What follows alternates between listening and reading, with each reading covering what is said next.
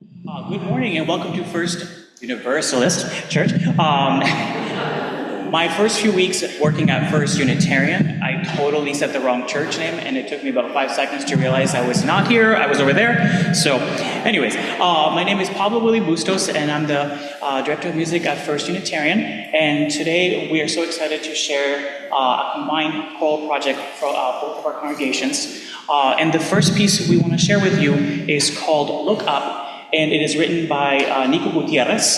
And this piece was written during the pandemic, and it comes from a cantata that he wrote to text of Alberto Rios to address the ongoing humanitarian crisis in the US-Mexican border. This movement is the culmination of the cantata, and it communicates an overall message of hope that is at the core of this poem, how amongst all our differences, we are all one human tribe. We decided this year, rather than doing a larger work, to find multiple anthems that were relevant to social justice issues that we're dealing with at present. And this was one that was really important for me to share. I met Nico, and his music is beautiful, but it's also really important to talk about these topics. So thank you so much for being here, and we hope you enjoy Look Up by Nico Gutierrez.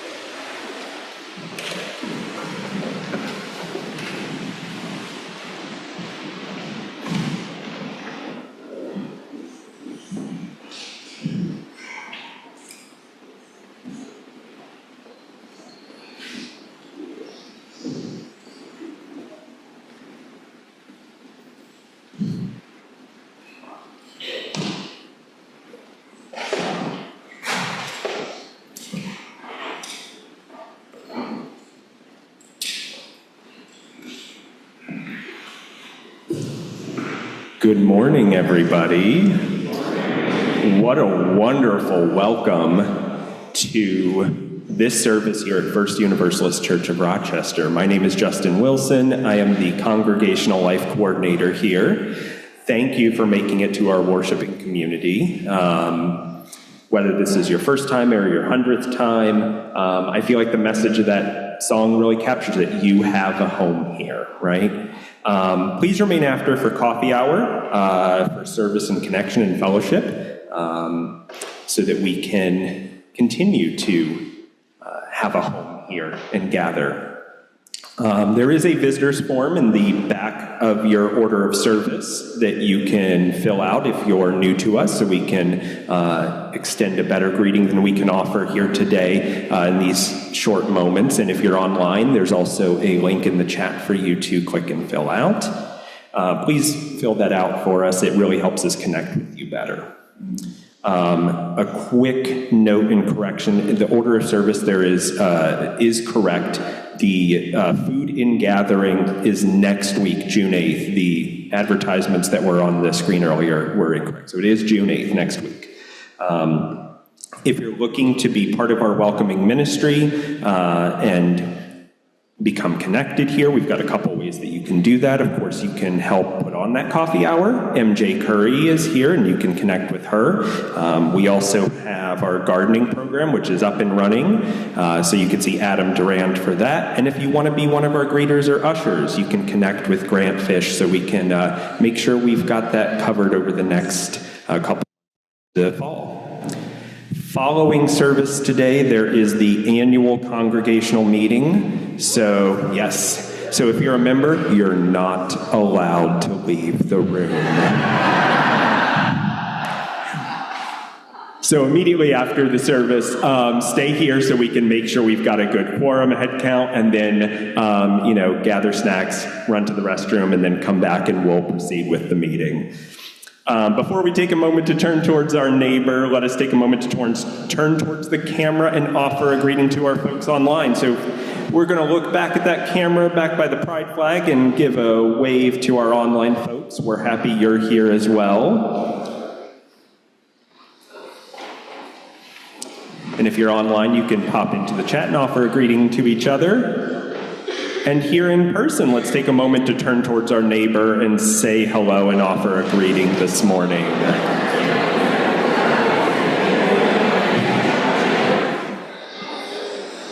All right, y'all. Let's come on back and let's sing together. Please rise in body or in voice as we sing hymn number 155, Circle Round for Freedom. The music is in your gray hymnal if you'd like to sing from a hymnal, but also the lyrics are up here on a screen. Let us sing together.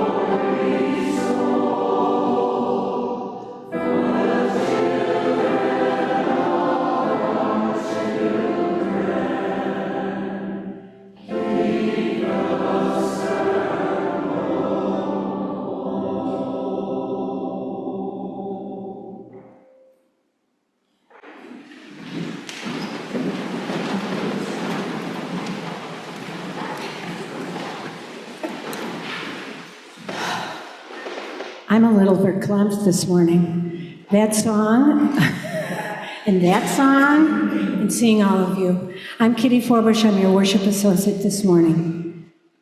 Thinking about our current worship theme of pluralism led me to thoughts of my profession as an oncology nurse for 41 years. Bear with me.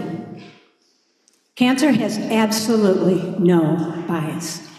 It is completely inclusive, leaving no race, creed, color, gender, or age out.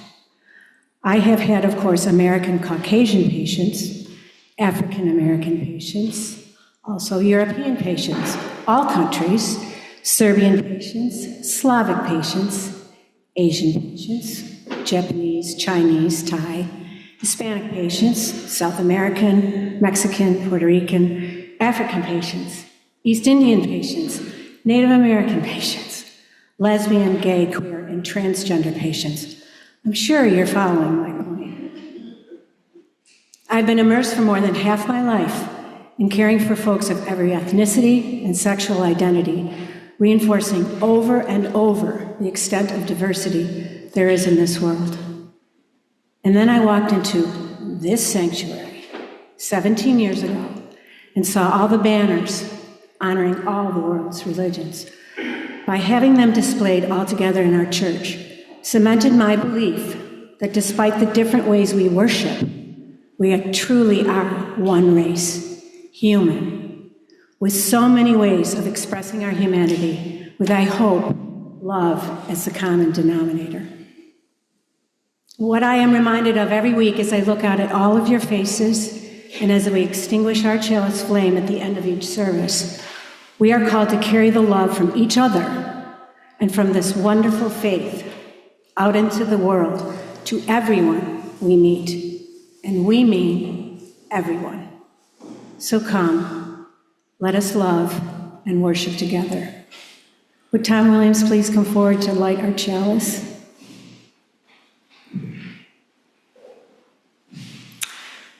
As Tom comes forward to light our chalice at First Universalist and you light a chalice in your own homes, please join me in our chalice lighting words spoken in unison. May we be a people of welcome, here to grow in heart and mind and spirit, and may we reach out to serve our community. Please rise in body or in spirit for our affirmation of faith, followed by our song offering. Love is the doctrine of this church. The quest for truth is its sacrament, and service is its prayer.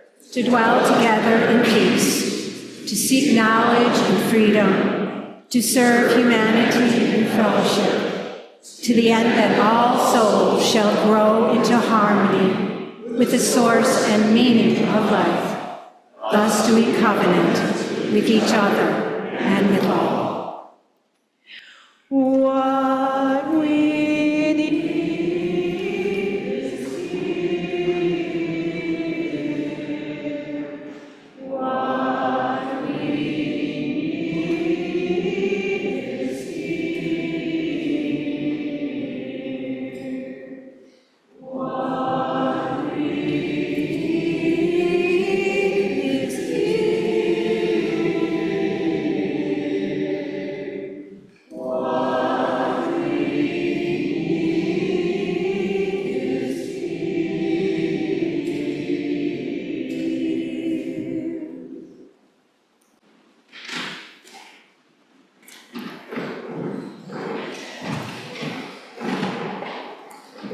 This morning, the offering, your treasure, will be given to support this amazing church, our spiritual home, where we are truly blessed with a fellowship that honors all. Please place your offering in the offering basket or give online by scanning the QR code on the back of your order of service. This is also a great time to place visitors' forms in the offering basket. For folks online, please click the link in the chat to give to First Universalist Church. Thank you for your generosity. This morning's offering will now be gratefully received.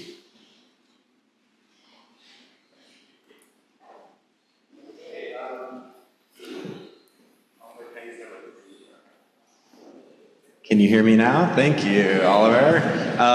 So I just wanted to give a little introduction to this piece as well. Again, when Pablo and I were picking music for this combined service, we wanted to pick things that were relevant to the time we're living in. As you heard with the first piece talking about immigration, the second piece is called Jesus at the Gay Bar, and I just wanted to give you a little bit of context about it. So this is a program note from the composer Stuart Beach.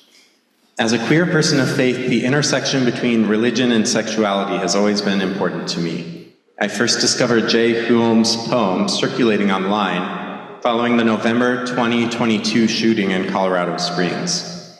Despite the grief and fear being felt by the queer community, Jay's beautiful expression of love and acceptance resonated with me in a profound way. And then he goes on to talk about all the dancing, all the complex rhythms and harmonies you hear in the piano is all the dance music happening in the club. And then at the end he says, the music ends with a moment of peace, as if heaven itself has opened to welcome queer people in.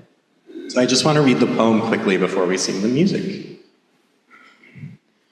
He's here in the midst of it, right at the center of the dance floor, robes hitched up to his knees to make it easy to spin. At some point in the evening, a boy will touch the hem of his robe and beg to be healed. Beg to be anything other than this. And he will reach his arms out, sweat damp and weary from dance. He'll cup this boy's face in his hand and say, my beautiful child, there is nothing in this heart of yours that ever needs to be healed. And I would expand this even in the true sense of LGBTQ+, even though he talks about my boy, there is, he'll cup this boy's hand, there is no need to be healed. I think this expands to everyone. So you can imagine it as he'll cup this person's face and say, my beautiful child, there is nothing in this heart of yours that ever needs to be healed. So I hope you enjoy.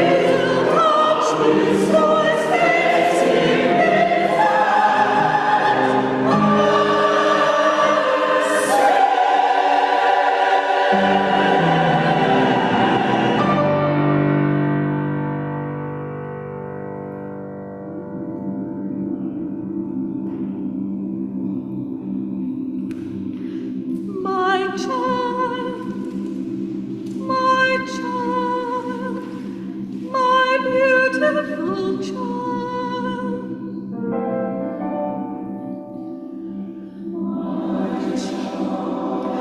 There is nothing in this heart of yours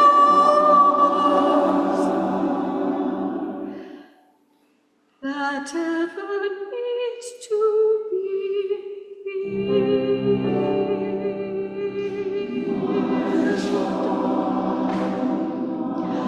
My child, my beautiful child, my child, my child.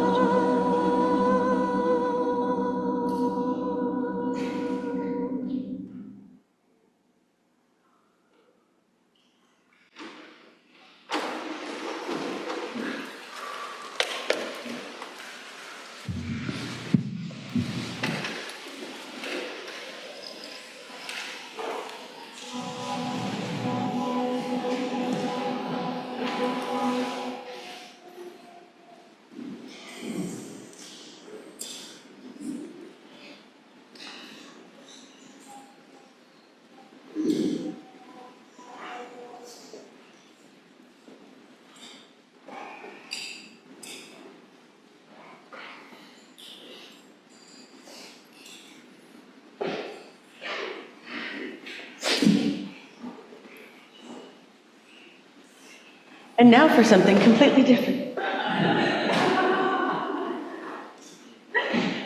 Justin shared today's story with me, and it's perfect. And I especially love the beginning. If you've parented or cared for a young person and made what you thought was a mistake.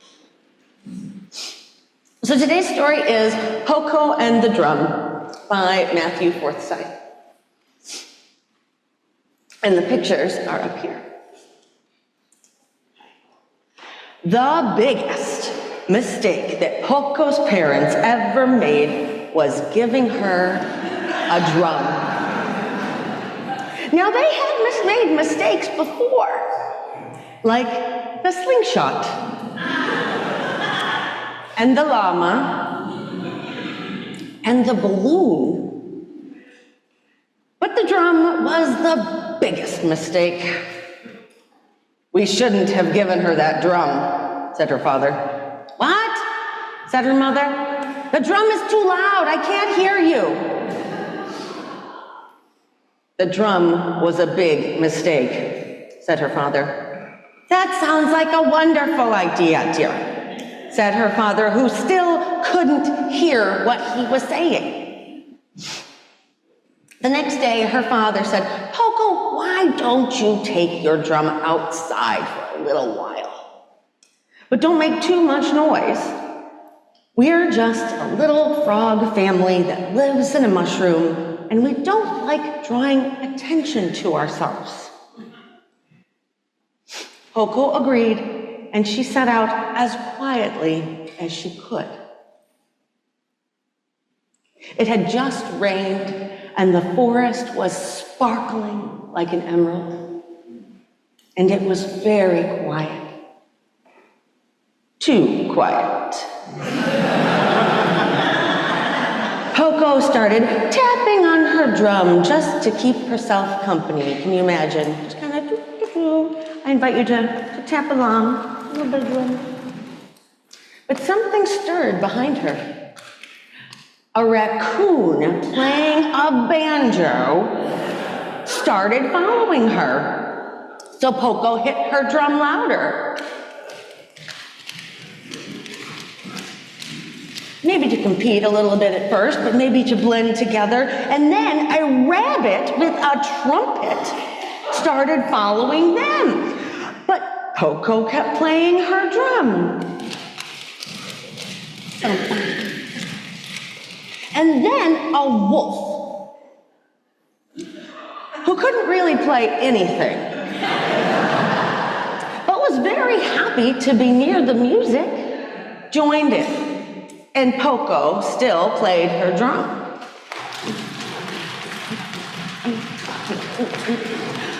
But then the wolf ate the rabbit. And Poco stopped playing her drum and faced the wolf and said, "No more eating band members or you're out of the band."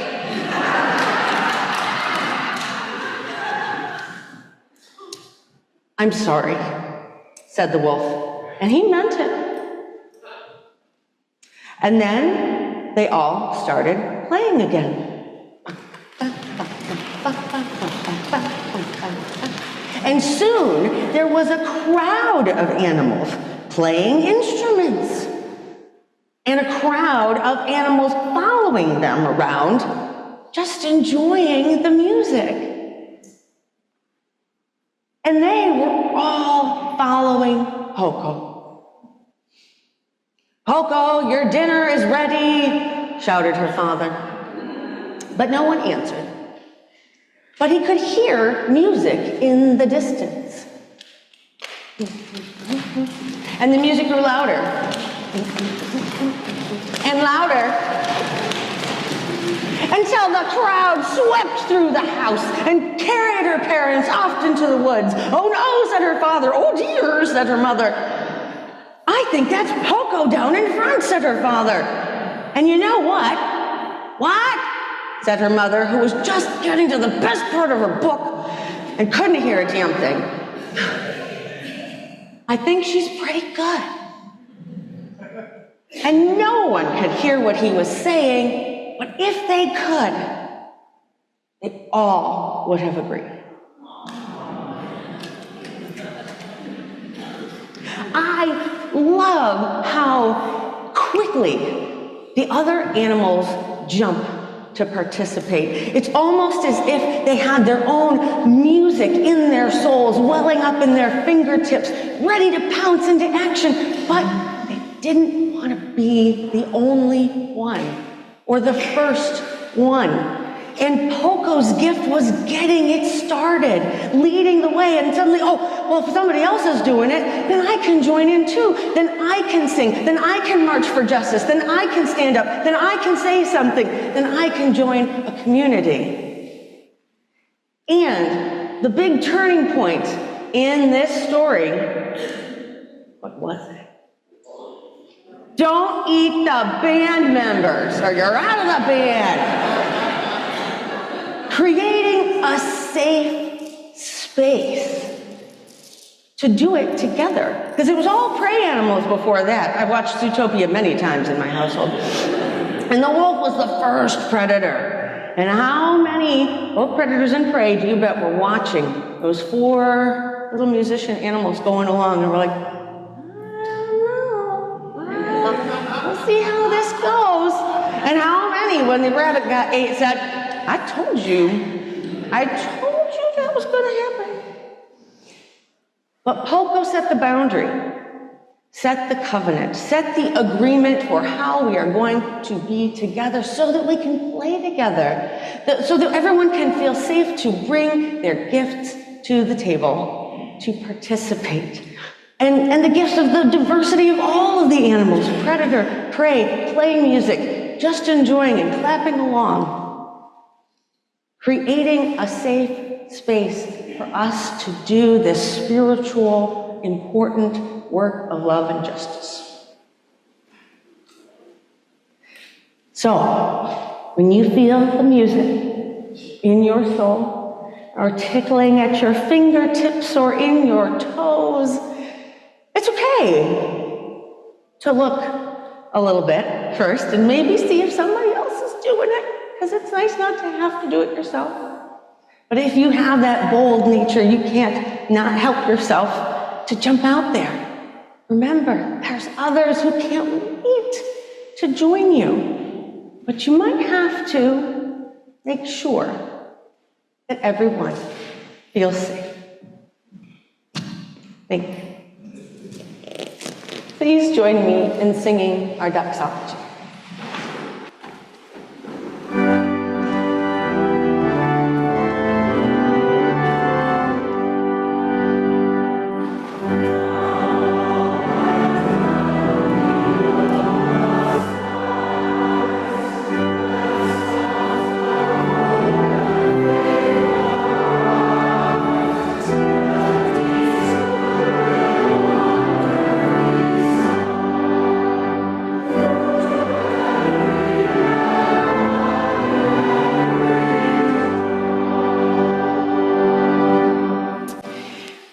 join us in this reverent time, sharing the joys and the sorrows of our gathered community.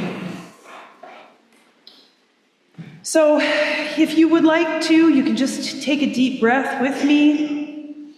In and out.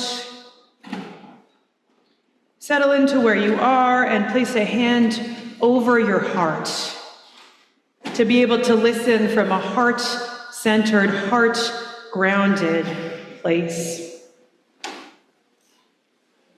We in this space know, and we are reminded this morning by our music, that so much is going on in our world today.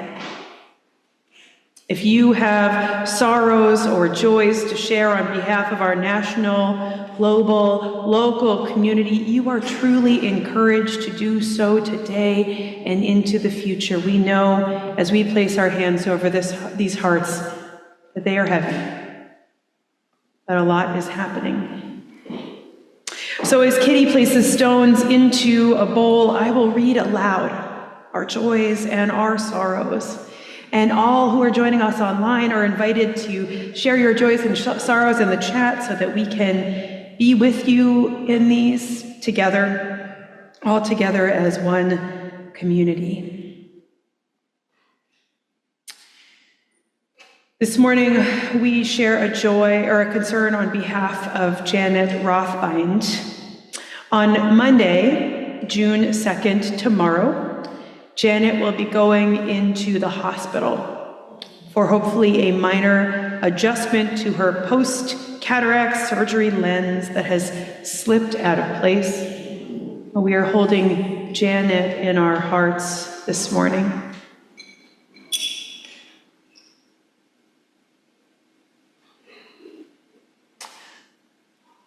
Today we also hold our care workers in our hearts, those who respond in the midst of crisis, those who are present with those who are struggling.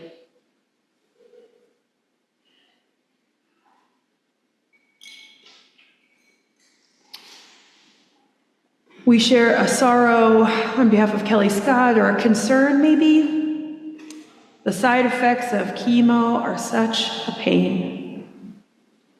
Kelly, we are holding you in our hearts here in the sanctuary as you continue your breast cancer treatments, and sending you so much love from this space to you.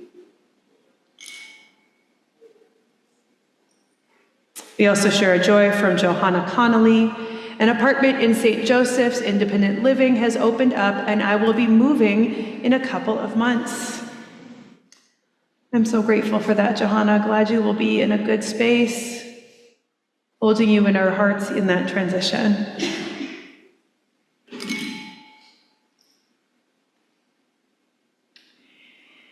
Today we will also share in a community ritual to honor the many joys and sorrows we bring into this space, whether I have read them aloud or they are kept in the silent sanctuaries of your own hearts. In a moment, those here in person are invited to come forward and to drop stones into our two bowls here at the front. If you need to remain seated, please raise your hand, and Kitty will come to you with a bowl to drop stones in. So if you're joining us online, please place a heart into the chat or use your reactions button to indicate a heart, and let us join all together in this collective ritual, honoring the joys and the sorrows of us all. Please come forward and join us in this ritual.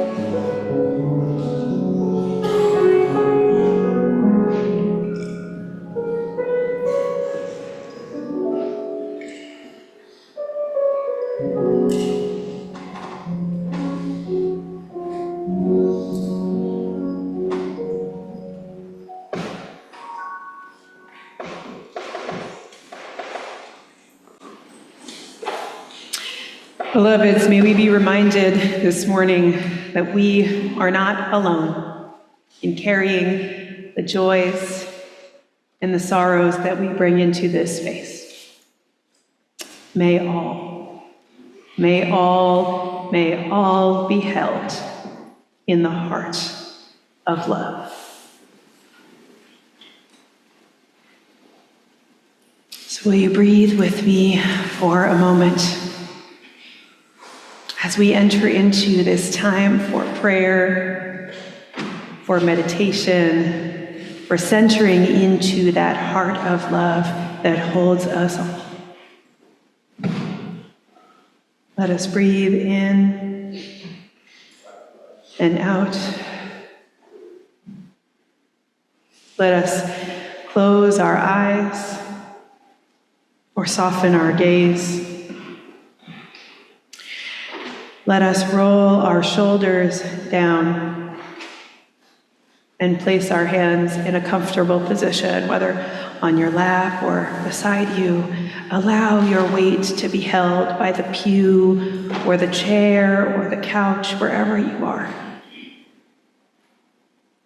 Give yourself a moment to be held by this larger love that holds us all.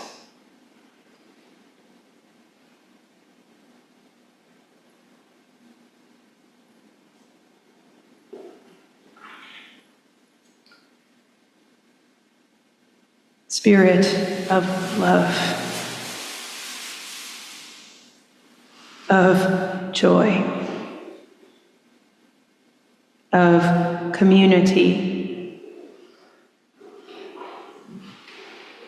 sacred community that holds us all.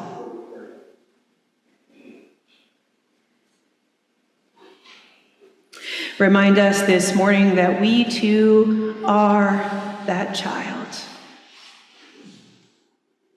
that beautiful child, in whom nothing in our hearts needs to be healed.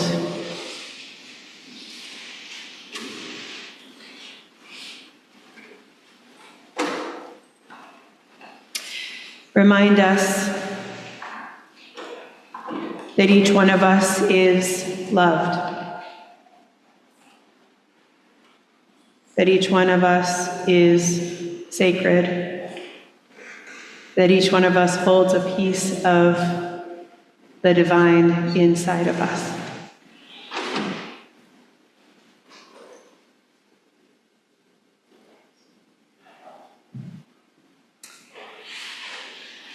Remind us this morning of moments when we too have been in need of care, in need of healing, in need of support.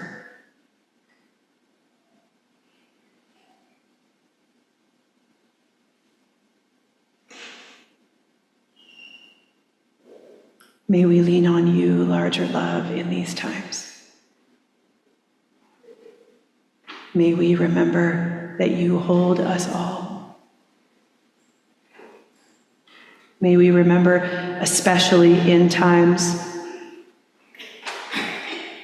when we hear so many messages about how unlovable we are or how conditional love is. May we be reminded this morning that we are loved.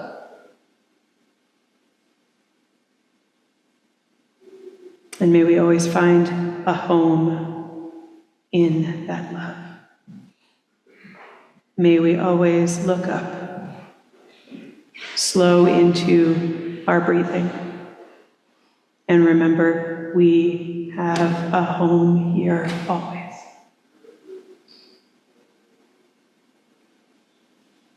In the name of the larger love that holds us all, amen.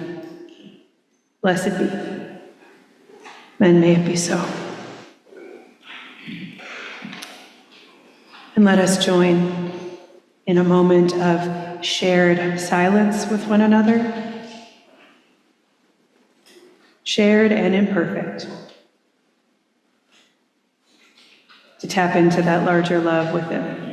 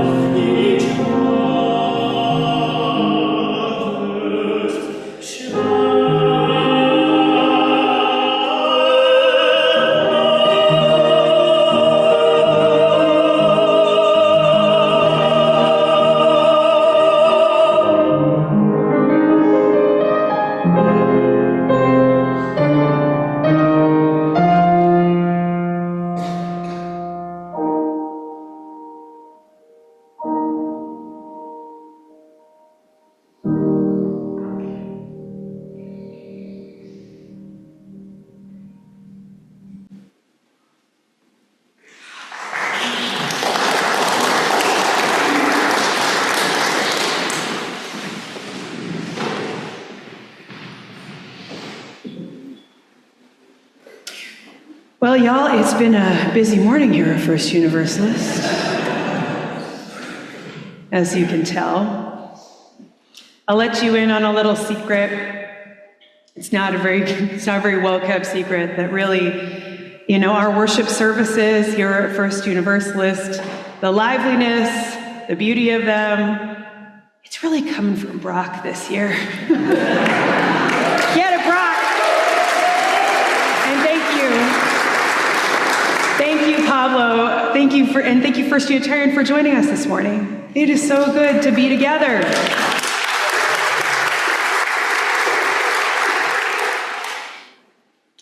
As you may have seen, there have been some caring professionals in and out of our sanctuary this morning. We are just holding folks in our hearts and hoping that the people who are here are offering the help that folks need, and also that folks who have come to our sanctuary are getting the help that they need. So we'll just hold a moment for that.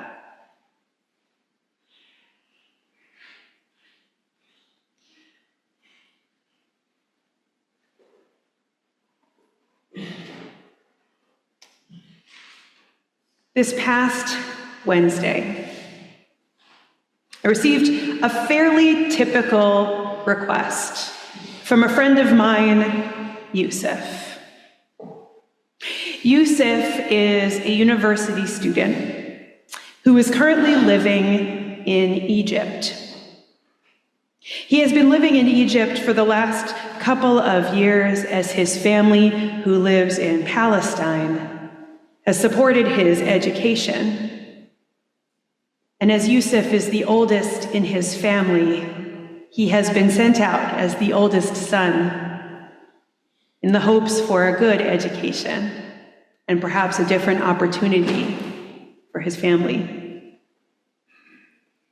Yusuf and I came to know each other this past year because Yusuf started a fundraising effort to get his family safe, to get them safely out of Palestine. And in order to raise those kinds of funds, he needs somebody here in the United States who has a bank account, who can receive the money and send it to him.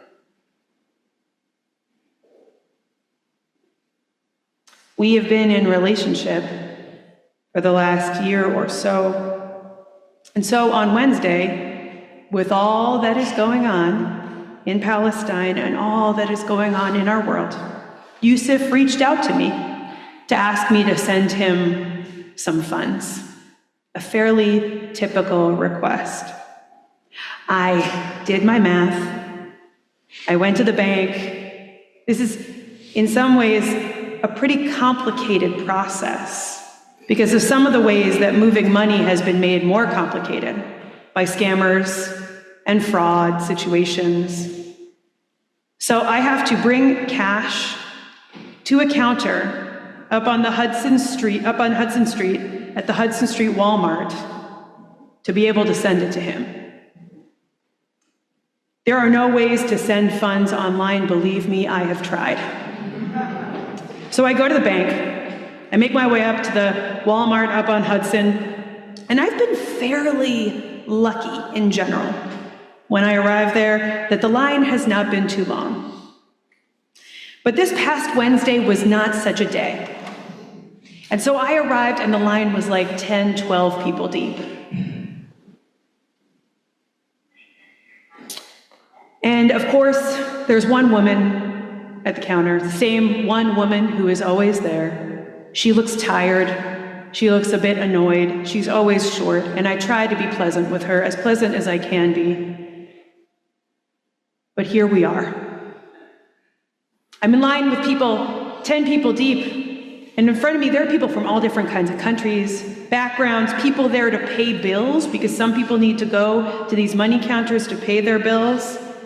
Places where you can send money to people that you know, places, people that are receiving money from people that they know and love.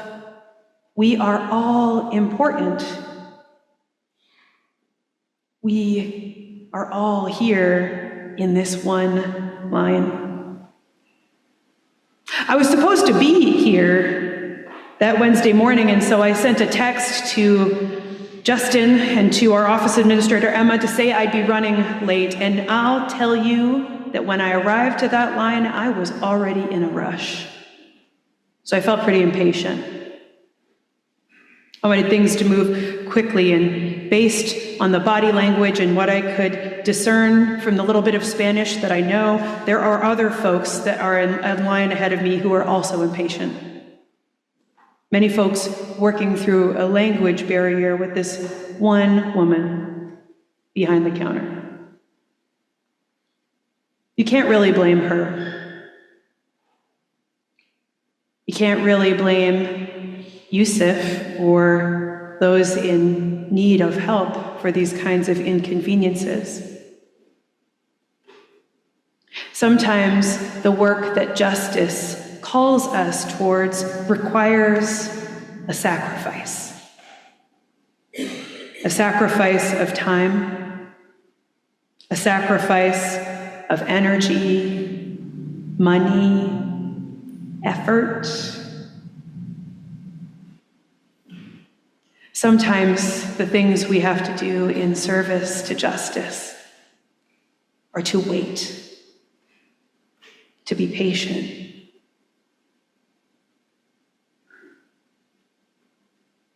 We are seeing a lot of calls right now towards some of the sacrifices that need to be made because our sense of justice in this country is complicated. Our sense of justice is being tapped into, drawn upon, challenged. These are challenging times. We need only to open our phones to see ways that trans and gender non-conforming folks are under attack, that gender-affirming care may be out the window through Medicaid in the near future, to see ways that state-by-state bathroom laws are being passed. Gender-affirming care for children is under attack. We need only open our phones to witness people being deported. Cages with people upon people inside of them, many folks not there for the reasons our government says they are there.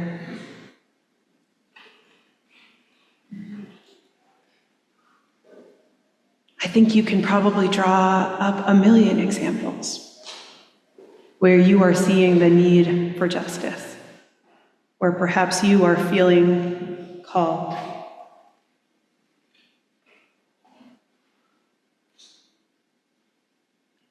And I wonder if sometimes you feel overwhelmed by it all.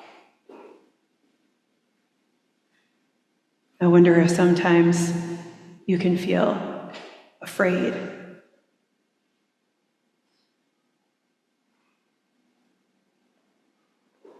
I was filling out some paperwork this past week around the repayment of some student loans, and they asked for a statement from my bank account, and I did file that as a part of my paperwork, however, not with some semblance of fear. Fear that by somehow submitting this paperwork to a government agency, it would put me on a list. That they could see this money coming in and out of my account. Fear that stems from what I'm seeing across this country, what happens when people speak out around Palestine, when people take action in favor of Palestinian folks, students' degrees being withheld, student activists being detained, deported, witnessing so many ICE raids and videos of ICE raids pulling up on mothers, children in the streets, neighbors sometimes surrounding them with a protective circle. Sometimes they are alone. I wonder when and how in this past year, just in 2025, there have been opportunities for you to speak up, to act, to step into motion, to move, and that fearful voice gets in the way, stops you, has kept you silent.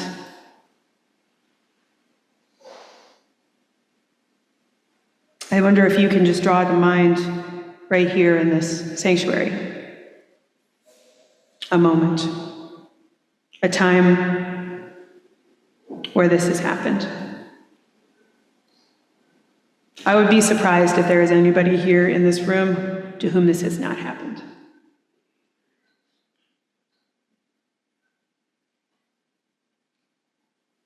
In this religious and spiritual community, we are seeking to meet this moment. And we are seeking to do so together, recognizing that we are stronger and more powerful together. And too often that translates into calls to mass action, to collective action towards doing something together. And I want to give us a moment to actually pause. To reflect. To maybe even share with one another these moments when fear has held us back. I think these stories are powerful. And I think these burdens must be shared. I know too often these are stories we harbor in isolation in the private parts of our hearts. And so I know that this morning, this is a big ask on the forming edge of this moment. However, I don't believe that there is any way to move through the fears in these moments of the freezing without first acknowledging them.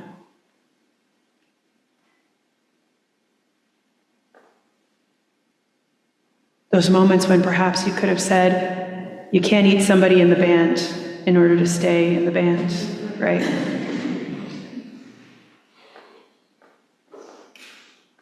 But it's hard when you're faced with a wolf. So I want to actually make space for this here in our sanctuary now. And I want to invite you, whether you're here in person or if you're online. I think Karen is going to break folks into breakout rooms online. I want to actually invite you to take a deep breath together and to take courage and to turn to a neighbor. And just for the record, I generally dole out bonus points to turn towards someone that you haven't met before today. And hey, if you want to go that route, you go that route. I would also say I wouldn't blame you this morning, and it'll be like half bonus points if you turn to someone you haven't met before today. But I wouldn't blame you if you want to turn to somebody who you know, who's closer to you. But I want to just invite you to turn to a neighbor and share for just a few minutes where you have experienced a fear that holds you back from speaking, from taking action, from posting, from sharing. So please take a moment to turn to a neighbor now, and we'll take a few minutes to do this, to share with one another.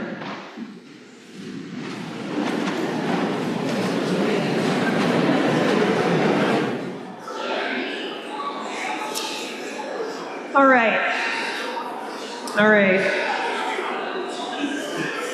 everybody, all right. Wrap it up, I know. I love giving you all an opportunity to get to share with one another. I love giving you opportunities to get to talk amongst yourselves here in this space, and it shoots me in the foot every time.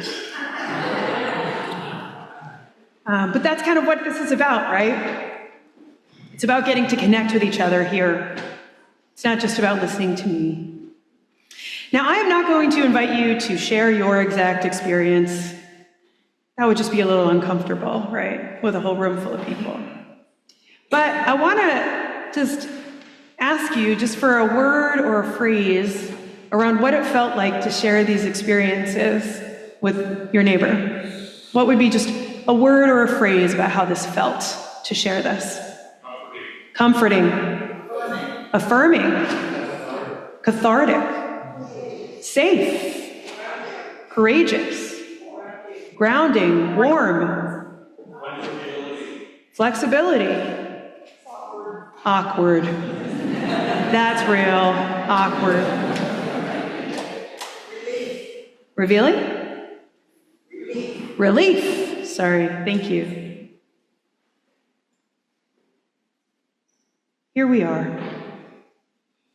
A relief.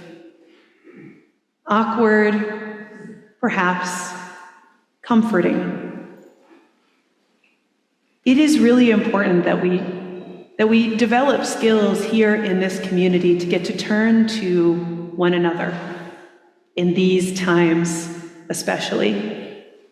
I'm not telling you anything new when I tell you this morning that these larger systems, that fascism thrives on us thinking that we are the only ones experiencing this kind of fear.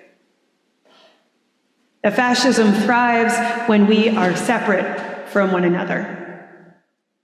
That Unitarian Universalism calls us to remember just how interconnected we truly are across religious divides, cultural divides, seeming racial divides, seeming divides around gender, sexuality, seeming divides around class.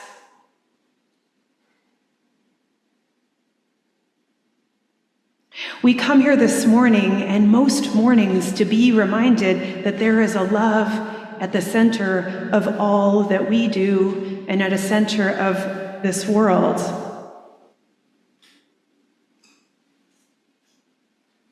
And we also come here to be connected to one another. We know that the time is now to move through our fear-based freeze reactions and to figure out ways to get engaged, to stay engaged, to take a break or a step back and to get back into the struggle for justice in our country with the wars and the conflicts that our country is funding elsewhere. We are here to meet this moment, and we are here together through songs, through stories, through sharing, to meet this moment together. If you are looking for skills around becoming an activist, if you are concerned about where to take your first step, MJ Curry is leading a drop-in discussion this Tuesday at 6:30 online around how to be an activist. The link will be in your inbox on Tuesday. Join us for the conversation. If you come feeling overwhelmed, you are not alone. And sometimes the best way out of it is to turn towards your neighbor, your surroundings, your community, and to find ways to plug in there, because we need one another. Because injustice thrives on isolation and separation, because we are in partnership with our neighbors, with people of multiple faiths, multiple backgrounds, multiple locations. We, alongside all of these different folks in our community, are the ones we have been waiting for. Let us not forget this morning just how interconnected we are. Let us not forget that we are called to follow the leadership of those who have been in it for the long haul, whose strategies are often born out of their own identities close to the issue.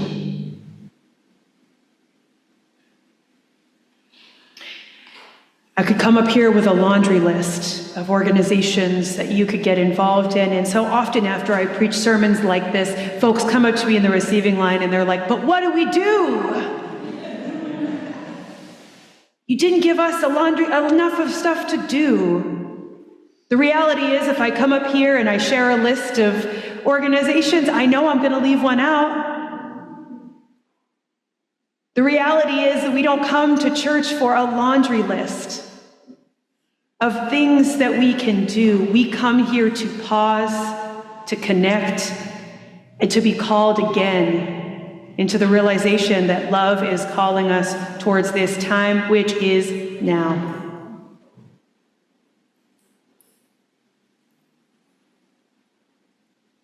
Dear ones,